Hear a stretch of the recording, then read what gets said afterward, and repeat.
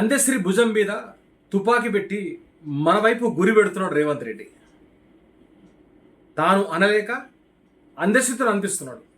అందశ్రీ కన్నా సిగ్గుండాలి. ఎందుకంటే నేను ఎవరిని అంటున్నా, నేను నా పిల్లల్ని పోగొట్టుకున్నా, నా రాష్ట్రాన్ని అంటున్నా, నా తెలంగాణ రాష్ట్రాన్ని నేను కించపరుస్తున్నా, ఏమీ లేదు. కీరవాణి కంటే గొప్ప మ్యూజిక్ డైరెక్టర్ అంటాడు. ఈ మాట అన్నాడంటే ఎందుకు అన్నాడు? ఈ మాట రేవంత్ రెడ్డి అనిపించాడు.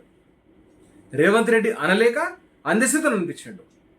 అందశ్రీ అనే వ్యక్తి రేవంత్ రెడ్డి పడేసిన ఒక 4 పైసలకు ఆశపడి నోటికి వచ్చినట్టు మాట్లాడుతున్నాడు ఈరోజు. కానీ తెలంగాణ సమాజం గమనిస్తున్నది. అందశ్రీని చూసింది, రేవంత్ రెడ్డిని చూసింది. ఈ అందశ్రీ ఇటు చేసిండు కాబట్టి కేసీఆర్ ఈ వ్యక్తిని పక్కన పెట్టిండు.